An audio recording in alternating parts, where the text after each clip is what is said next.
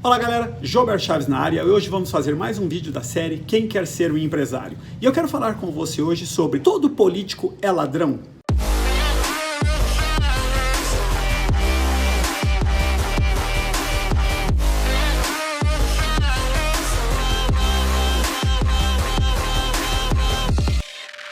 Por que será que nós temos essa impressão de que todos os políticos são ladrões? E é fácil de explicar isso, porque nós estamos nesse momento vivendo um ambiente de indignação por tudo aquilo que os políticos têm feito. E não importa aquilo que você acredita. Se como a maior parte das pessoas que seguem o canal aqui são ou têm o desejo de ser empresários, é claro que a maioria aqui tem uma visão contrária às políticas do PT. Então a gente vai olhar e a gente vai ver que aquilo que o PT faz, aquilo que o PT propõe, a gente é contra e a gente vai achar que tudo aquilo é roubo. Seja desde coisas simples até aquilo que a gente viu acontecer com a Petrobras, o dinheiro que foi emprestado para a Venezuela e para Cuba, e a gente nunca mais, pelo menos assim, no curto prazo, a gente não vai ver esse dinheiro de volta, porque eles não têm dinheiro para comprar comida, como é que vão pagar a dívida que eles fizeram? Então, a gente coloca tudo isso na conta da desonestidade, porque a gente vê o nosso dinheiro sendo usado para fins que nós não gostaríamos. E aí, quando a gente fala, mas todos os políticos são ladrões? Não, não são todos os políticos, mas é como eles fazem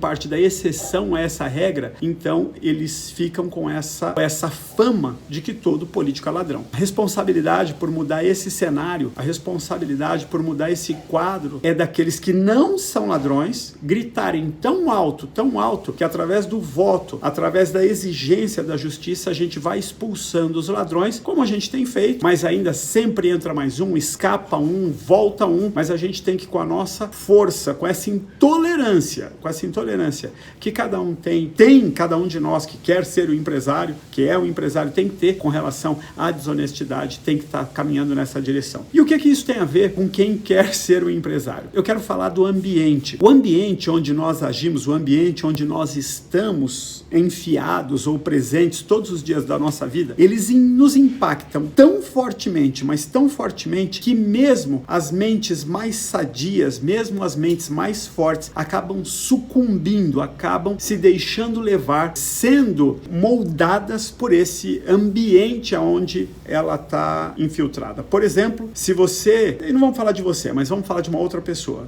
depois a gente se usa como exemplo ou não, mas uma pessoa que tenha traços firmes, caráter formado, mas se ele fica muito tempo na prisão, lidando com outros bandidos, ele acaba se moldando a esse tipo de comportamento. Eu conheci um rapaz, e esse rapaz, ele era um profissional que tinha uma chance muito grande de fazer uma carreira profissional boa, acabou se envolvendo com drogas, e aí as drogas pouco a pouco foram roubando qualquer traço de perfil profissional que ele tivesse, até que ele foi tragado pelas ruas, e a partir das ruas ele encontrou uma maneira de viver, que era roubando, não eram pequenos, não eram grandes roubos, mas eram pequenos roubos. No meio desse caminho ele foi preso, e depois ele se acostumou a viver na prisão. É uma coisa louca assim, Eu não sei se por causa porque eu não entro no mérito, se por causa esse dinheiro lá da bolsa presidiário, se é melhor para ele, para a família dele, que ele esteja vivendo na prisão. Eu não sei dizer para você o que é que faz, mas ele se acostumou a viver com isso. Filho de boa família, uma boa estrutura cercando ele, uma mente bem criada. Então, eu não acho que isso aconteceu com ele, não aconteceria comigo. Eu acho assim, se eu não vigiar, ter essa pressão firme sobre o ambiente que eu estou vivendo, isso é perigoso. Então, num caso assim, é mais grave, A gente vê também, às vezes, alguém que você conhece acaba se relacionando com uma pessoa que a gente pode falar do mundo das drogas, determinada tribo, que se veste de um determinado jeito, e se ele fica muito tempo naquele ambiente, aquele ambiente acaba moldando a forma dele pensar. Isso são coisas mais visíveis que a gente consegue ver. Isso a gente consegue ver. Mas aquilo que a gente não consegue ver é como um ambiente de mediocridade. E o que é um ambiente de mediocridade? Um ambiente que aceite que você seja mediano, que aceite que você não realize todo o seu potencial. Por exemplo, eu chego e falo uma coisa assim, uma das coisas que você precisa saber a meu respeito, que se você for viver perto de mim, uma das coisas é que eu não aceito que você entregue menos do que você é. Ao contrário, eu vou forçar você aí uma oitava acima, um pouquinho acima do seu melhor. Eu gosto de chamar isso de 110%. Sabe quando você foi lá e entregou 100% do que você podia? Eu queria que você entregasse 10% mais, porque no inglês a palavra é stretch, É isso que estica os seus ossos, os seus músculos, a sua estatura. É isso que vai levar você para o próximo nível. É assim que eu gosto de ver. E eu quero falar que isso é tão fundamental, que se você olhar, por exemplo, para a vida do Henry Ford, um cara promissor, mas que ainda não havia inventado o motor a explosão, né? E ele se associa com algumas figuras como Firestone, que era da fábrica de pneus, Thomas Edison, que é considerado por muitos o maior inventor de todos os tempos, teve mais de milhares de patentes registradas. Eu ia chutar um número aqui, mas eu corro o risco de errar, mas ele tem milhares de patentes registradas, né? Às vezes coisas que no Brasil a gente não tem noção, que o Thomas Edison é o fundador da General Electric, GE, né? E às vezes você tem algum utensílio doméstico aí na sua casa, que é da GE, e a GE, ela está com certeza para não correr nenhum erro, ela está entre as 30 maiores empresas do mundo. Talvez ela esteja entre as 10 maiores empresas do mundo, mas para não correr o risco de errar, só para você entender a estatura, a grandeza desse Thomas Edison, que só fez até o 2º ano primário, e a professora falou para a mãe tirar ele da escola porque ele era muito burro, e a mãe fez um negócio muito legal. Olha o ambiente, gente. A mãe falou assim,